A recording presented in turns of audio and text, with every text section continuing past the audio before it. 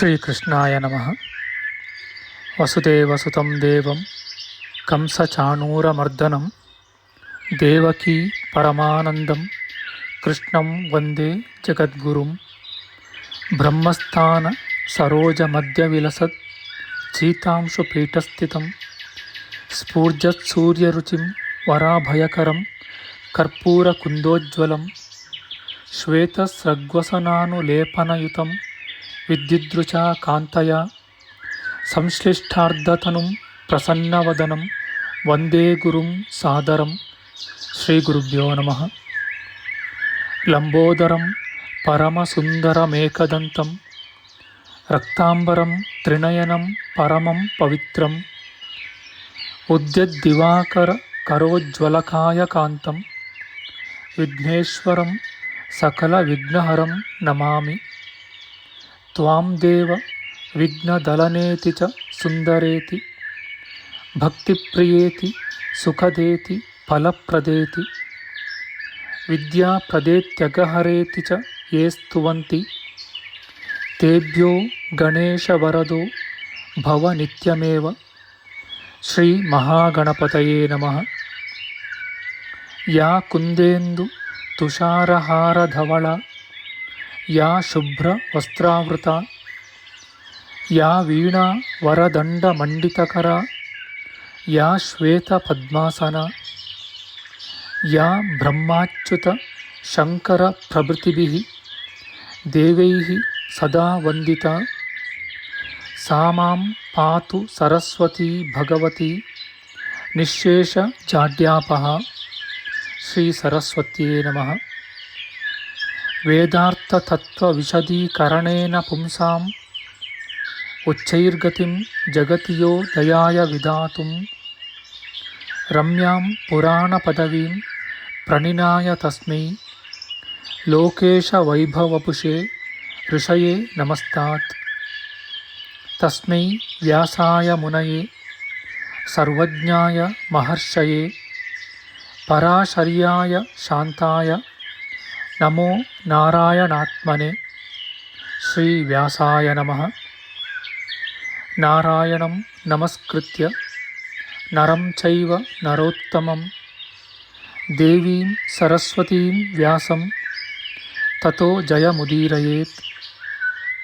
ಕನಕರುಚಿದುಕೂಲಃ ಕುಂಡಲೋಲ್ಲಾಸಿಗಲ್ಲಃ ಶಮಿತಭುವನಭಾರಃ ಕೋಪಿ ಲೀಲಾವತಾರಃ ತ್ರಿಭುವನ ಸುಖಕಾರಿ ಶೇಷಶಾಯೀ ಮುಕುಂದೋ ಪರಿಕಲಿತರಮಾಂಗೋ ಮಂಗಲಂ ನಸ್ತನೋತು. ನಮಾಮಿ ಗೋವಿಂದ ಪದಾರವಿಂದಂ ಸದೇಂದಿರಾನಂದನಮುತ್ತಮಾಡ್ಯಂ ಜಗಜ್ಜನಾನಾಂ ಹೃದಯ ಸನ್ನಿವಿಷ್ಟಂ ಮಹಾಜನೈಕಾಯನಮುತ್ತಮೋತ್ತಮಂ. ನಮಸ್ತೆ ಚಕ್ರಹಸ್ತಾಯ ಶಾಂಗಹಸ್ತಾಯ ತೇ ನಮಃ. ನಂದಹಸ್ತಾಯ ತೇ ವಿಷ್ಣೋ ಶಂಖಹಸ್ತಾಯ ತೇ ನಮಃ. ಓಂ ನಮೋ ವಾಸುದೇವಾಯ ನಮಃ ಸಂಕರ್ಷಣಾಯ ಚ ಪ್ರದ್ಯುಮ್ನಾಯ ನಮಸ್ತುಭ್ಯಂ ಅನಿರುದ್ಧಾಯ ತೇ ನಮಃ. ಅನಾಕಾರೋ ಮಹೋಜಾಶ್ಚ ಯಶ್ಚಾದೃಷ್ಟಗತಿರ್ದಿವಿ ಜಗತ್ಪೂಜ್ಯೋ ಜಗತ್ಪ್ರಾಣಂ ತಂ ವಾಯುಂ ಪ್ರಣಮಾಮ್ಯಹಂ. ವಾಯುರೂಪಿ ಪರಮಾತ್ಮನೇ ನಮಃ. ಪ್ರಿಯ ಬಾಂಧವರೇ, ನಮ್ಮ ಈ ಶ್ರೀ ಲಾಲೀಕೃಷ್ಣ ಚಾನಲ್ಗೆ ಸ್ವಾಗತ. ಹಿಂದಿನ ವಿಡಿಯೋದ ಮುಂದುವರಿದ ಭಾಗವಾದ ಇಂದಿನ ವಿಡಿಯೋದಲ್ಲಿ ನಾವು ಶ್ರೀಮದ್ ವಾಯು ಮಹಾಪುರಾಣದ ಪ್ರಥಮ ಖಂಡದ 41ನೆಯ ಅಧ್ಯಾಯದ ದ್ವಿತೀಯಾಂಶದ ವಿಚಾರ ಮಾಡೋಣ. ಈ ಅಧ್ಯಾಯದಲ್ಲಿ ಭುವನ ವಿನ್ಯಾಸ, ಕೈಲಾಸಗಿರಿ, ಅಲಕಾನಗರ, ದಿಕ್ಪಾಲಕರ ನಗರ, ಗಂಧರ್ವನಗರ ಇವುಗಳ ವರ್ಣನೆಯ ವಿಚಾರ ಮಾಡೋಣ. ಶ್ರೀಕೃಷ್ಣಾಯ ನಮಃ. ಸೂತಮುನಿಯು ಮುಂದುವರಿಸಿ ಹೇಳುತ್ತಾರೆ, ಅನೇಕ ಶೃಂಗಗಳಿಂದ ಅಲಂಕೃತವಾದ ಶೈಲರಾಜನ ಮಧ್ಯಪ್ರದೇಶದಲ್ಲಿ ಸ್ತ್ರೀ ಪುರುಷರ ಸಂತೋಷದಿಂದ ಯುಕ್ತವೂ ಹೃಷ್ಟರೂ ಪುಷ್ಟರೂ ಆದ ಜನರ ವೃಂದದಿಂದ ಮಂಡಿತವೂ ಆದ ಅನೇಕ ಭವನಗಳಿವೆ.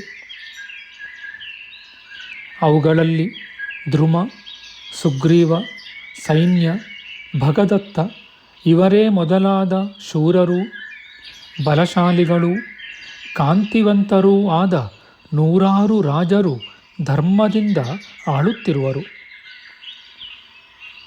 ಯಾವ ಸ್ಥಳದಲ್ಲಿ ಪಾರ್ವತಿ ಪರಮೇಶ್ವರರಿಗೆ ವಿವಾಹವು ಸಂಭವಿಸಿತೋ ಮತ್ತು ಸುಂದರಾಂಗಿಯಾದ ಪಾರ್ವತೀದೇವಿಯು ಘೋರವಾದ ತಪಸ್ಸನ್ನು ಮಾಡಿ ಫಲವನ್ನು ಹೊಂದಿದಳೋ,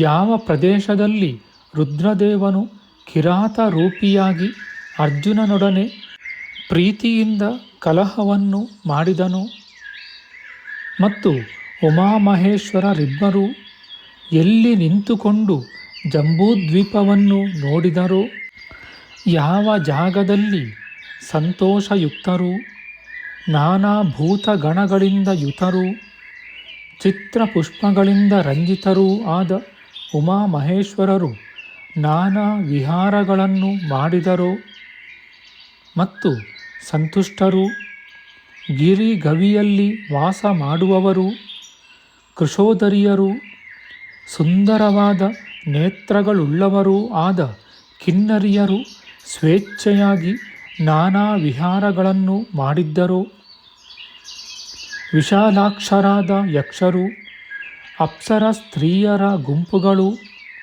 ಸುಂದರಾಂಗರಾದ ಗಂಧರ್ವರು ಯಾವ ಯಾವ ಪ್ರದೇಶದಲ್ಲಿ ಸಂತೋಷದಿಂದ ವಿಹರಿಸುತ್ತಿದ್ದರೋ ಅಂತಹ ಪ್ರದೇಶದಲ್ಲಿ ಸರ್ವಲೋಕ ವಿಶ್ರುತವಾದ ಉಮಾವನವಿರುತ್ತದೆ. ಆ ಉಮಾವನದಲ್ಲಿ ಶಂಕರನು ಅರ್ಧನಾರೀಶ್ವರ ರೂಪವನ್ನು ಧರಿಸಿದ್ದನು. ಅಂತಹ ಪ್ರದೇಶದಲ್ಲಿ ಷಣ್ಮುಖನು ಜನಿಸಿದ ಶರವಣವು ಇರುತ್ತದೆ. ಅಲ್ಲಿಯೇ ಕ್ರೌಂಚಶೈಲ ವನವಿರುವುದು. ಆದುದರಿಂದ ಪ್ರಜೆಗಳ ಪ್ರೋತ್ಸಾಹವು ವಿಶೇಷವಾಗಿರುವುದು. ಅಂತಹ ಕ್ರೌಂಚಶೈಲ ವನದಲ್ಲಿ ಜ್ಞಾನಿಯಾದ ಷಣ್ಮುಖನ ಧ್ವಜ ಪತಾಕಾಲಂಕೃತವೂ ಗೆಜ್ಜೆಗಳ ಸರಗಳಿಂದ ಮಂಡಿತವೂ ಆದ ಸಿಂಹರಥವು ದೇದೀಪ್ಯಮಾನವಾಗಿ ಹೊಳೆಯುವುದು. ವಿಚಿತ್ರವಾದ ಪುಷ್ಪಗಳ ಸಮೂಹವುಳ್ಳ ಕ್ರೌಂಚಗಿರಿಯ ತಟದಲ್ಲಿ ದೇವತೆಗಳಿಗೆ ಶತ್ರುಗಳಾದ ದೈತ್ಯರನ್ನು ನಾಶ ಮಾಡುವುದಕ್ಕಾಗಿ ಷಣ್ಮುಖನು ಎಲ್ಲಿ ಶಕ್ತ್ಯಾಯುಧವನ್ನು ಪ್ರಯೋಗ ಮಾಡಿದನೋ ಮತ್ತು ಯಾವ ಗಿರಿಯಲ್ಲಿ ಇಂದ್ರ ಉಪೇಂದ್ರರಿಂದ ಸಹಿತರಾದ ದೇವೋತ್ತಮರು ದೈತ್ಯಾರಿಯೂ 12 ಸೂರ್ಯರಂತೆ ಕಾಂತಿಯುತನೂ ಆದ ಕುಮಾರಸ್ವಾಮಿಯನ್ನು ಸೇನಾಪತಿಯನ್ನಾಗಿ ನೇಮಕ ಮಾಡಿದರೋ, ಎಲೈ ಮುನಿವರ್ಯರೇ, ಭೂತ ಸಂಘಗಳಿಂದ ಪರಿವೃತಗಳಾದ ಯಾವ ಯಾವ ಸ್ಥಾನಗಳಿವೆಯೋ ಅವುಗಳೆಲ್ಲ ಕುಮಾರಸ್ವಾಮಿಯ ಗೃಹಗಳಾಗಿಯೂ ಅವನು ವಿಹಾರ ಮಾಡಿದ ಸ್ಥಾನಗಳಾಗಿಯೂ ಇರುತ್ತವೆ. ನಾನಾ ಭೂತಗಳಿಂದ ವ್ಯಾಪ್ತವೂ ರಮ್ಯವೂ ಆದ ಹಿಮವತ್ಪರ್ವತದ ಪೃಷ್ಠಭಾಗದಲ್ಲಿ ಕ್ರೌಂಚಾಸುರನನ್ನು ಸಂಹಾರ ಮಾಡಿದ ಷಣ್ಮುಖನ ಕ್ರೀಡಾಸ್ಥಾನವಾದ ಪಾಂಡುಶಿಲೆಯು ಪ್ರಖ್ಯಾತವಾಗಿದೆ. ಅದರ ಪೂರ್ವಭಾಗದ ದಡದಲ್ಲಿ ರಮ್ಯವಾದ ಸಿದ್ಧರ ವಾಸಸ್ಥಾನವೂ ಇರುತ್ತದೆ. ಜ್ಞಾನಿಗಳು ಅದನ್ನು ಕಲಾಪಗ್ರಾಮವೆಂಬ ಹೆಸರಿನಿಂದ ಕರೆಯುತ್ತಾರೆ. ಆ ಹಿಮಾಲಯದ ಮಧ್ಯಭಾಗದಲ್ಲಿ ಮೃಕಂಡು, ವಸಿಷ್ಠ, ಭರತ, ನಲ, ವಿಶ್ವಾಮಿತ್ರ, ವಿಪ್ರರ್ಷಿಯಾದ ಉದ್ದಾಲಕ ಮತ್ತು ಉಗ್ರ ತಪಸ್ವಿಗಳೂ ಸ್ಥಿರ ಮನಸ್ವಿಗಳೂ ಆದ ಇತರರಾದ ಮಹರ್ಷಿಗಳ ಆಶ್ರಮಗಳೂ ಇವೆ. ಆ ಹಿಮಾಲಯದ ನಾನಾ ಭಾಗಗಳಲ್ಲಿ ಸಹಸ್ರಾರು ಮಹರ್ಷಿಗಳೂ ನೂರಾರು ಮುನಿಗಳು ಆಶ್ರಮಗಳಲ್ಲಿ ವಾಸಿಸುತ್ತಾರೆ. ಆ ಹಿಮಾಲಯದಲ್ಲಿ ಅನೇಕ ಸಿದ್ಧಾಶ್ರಮಗಳು, ಅನೇಕ ಆಲಯಗಳು, ಯಕ್ಷರು, ಗಂಧರ್ವರು ಇವರ ನಡೆನುಡಿಗಳು, ನಾನಾ ಮ್ಲೇಚ್ಛ ಗಣಗಳು, ನಾನಾ ರತ್ನಗಳ ಗಣಿಗಳು, ನಾನಾ ಪ್ರಾಣಿಗಳ ವಾಸಸ್ಥಾನಗಳು, ನಾನಾ ವಿಧ ಸಾವಿರಾರು ನದಿಗಳಿಗೆ ಆಶ್ರಯಗಳು, ಸಾವಿರಾರು ಪರ್ವತಗಳಿಗೆ ಅವಕಾಶವು ವಿಶೇಷವಾಗಿ ಇರುತ್ತದೆ. ಎಲೆ ವಿಪ್ರೋತ್ತಮರೇ, ಹಿಮಾಲಯದ ಪಶ್ಚಿಮದಲ್ಲಿರುವ ನಿಷಧ ಪರ್ವತವು ಅನ್ವರ್ಥಕವಾಗಿದೆ. ಅದರ ವಿಶೇಷ ವರ್ತಮಾನಗಳನ್ನು ವಿವರವಾಗಿ ತಿಳಿಸುವೆನು ಕೇಳಿ. ವಿಸ್ತೀರ್ಣವಾದ ಹಿಮಾಲಯದ ಮಧ್ಯಭಾಗದಲ್ಲಿ ಮಹಾವಿಷ್ಣುವಿನ ದೇವಾಲಯವಿರುತ್ತದೆ. ಅದು ದೀಪ್ತವಾದ ರತ್ನಮಯವಾಗಿಯೂ ಪ್ರಕಾಶಮಾನವಾಗಿಯೂ ಯಕ್ಷರು, ಅಪ್ಸರ ಸ್ತ್ರೀಯರು ಇವರಿಂದಲೂ ಗಂಧರ್ವ ಗಣದಿಂದಲೂ ವ್ಯಾಪ್ತವಾಗಿಯೂ ಇರುತ್ತದೆ. ಇಂತಹ ದಿವ್ಯವಾದ ದೇವಾಲಯದಲ್ಲಿ ದೇವೋತ್ತಮನು, ಪೀತಾಂಬರಧಾರಿಯೂ ವರಪ್ರದನೂ ಲೋಕಕರ್ತನೂ ಪುರಾಣ ಪುರುಷನೂ ಆದ ಶ್ರೀಹರಿಯು ಸಿದ್ಧರೇ ಮೊದಲಾದ ದೇವತೆಗಳಿಂದ ಸದಾ ಕಾಲದಲ್ಲಿಯೂ ಸೇವಿಸಲ್ಪಡುತ್ತಾನೆ. ಅದೇ ನಿಷಧ ಕೂಟಗಿರಿಯ ಮಧ್ಯಪ್ರದೇಶದಲ್ಲಿ ರಾಕ್ಷಸರ ನಗರಿಯು ಶೋಭಿಸುತ್ತಿದೆ. ಅದು ನಾನಾ ಧಾತುಗಳಿಂದ ಅಲಂಕೃತವೂ ಸುವರ್ಣ ಮತ್ತು ರತ್ನ ಇವುಗಳ ವಿಕಾರವುಳ್ಳದ್ದು, ಶೋಧಿಸಿದ ಚಿನ್ನದ ತೋರಣಗಳಿಂದ ಭೂಷಿತವೂ ಅನೇಕವಾದ ಮೇಲ್ಛಾವಣಿ, ನೂರಾರು ರಥ ಇವುಗಳಿಂದ ಸಹಿತವೂ ಶತ್ರುಗಳು ಪ್ರವೇಶಿಸಲು ಅಶಕ್ಯವೂ ಅಸಂಖ್ಯಾಕರಾದ ಸರ್ಪಗಳಿಂದ ಪೂರ್ಣವೂ ಉದ್ಯಾನ ಮಾಲೆಗಳಿಂದ ಭೂಷಿತವೂ 300 ಯೋಜನ ವಿಸ್ತೀರ್ಣವೂ ಆಗಿದೆ. ಆ ರಾಕ್ಷಸ ನಗರಿಗೆ ದಕ್ಷಿಣ ಭಾಗದಲ್ಲಿ ಅನೇಕ ದೈತ್ಯ ಸಂಘಗಳಿಗೆ ಆಶ್ರಯವೂ ಆ ಶಿಲೆಯ ಮಧ್ಯಭಾಗದಲ್ಲಿ ಶತ್ರುಗಳಿಗೆ ಪ್ರವೇಶಿಸಲು ಅಶಕ್ಯವೂ ಆದ ಗುಹಾ ಪ್ರವೇಶವೆಂಬ ನಗರಿಯು ಶೋಭಿಸುತ್ತಿದೆ. ಹೀಗೆಯೇ ನಿಷಧಗಿರಿಯ ಪಶ್ಚಿಮ ಶಿಖರದಲ್ಲಿ ಪಾರಿಜಾತ ಶಿಲೆಯಿಂದ ಮಂಡಿತವೂ ದೇವ ದಾನವಾದಿಗಳಿಗೆ ಆಶ್ರಯವೂ ಸಕಲ ಐಶ್ವರ್ಯಗಳಿಂದ ಸಮೃದ್ಧವೂ ಆದ ನೂರಾರು ನಗರಿಗಳು ಪ್ರಕಾಶಿಸುತ್ತಿವೆ. ಅದೇ ಪರ್ವತದ ಅತಿ ವಿಶಾಲವಾದ ಮಹಾತಟದಲ್ಲಿ ಸೋಮಶಿಲೆಯು ಪ್ರಕಾಶಿಸುತ್ತಿದೆ. ಆ ಶಿಲಾತಲದಲ್ಲಿ ಪ್ರತಿ ಪರ್ವಕಾಲದಲ್ಲಿಯೂ ಚಂದ್ರನು ಅವತರಿಸಿ ಮರ್ಯಾದಿಸಲ್ಪಡುವನು.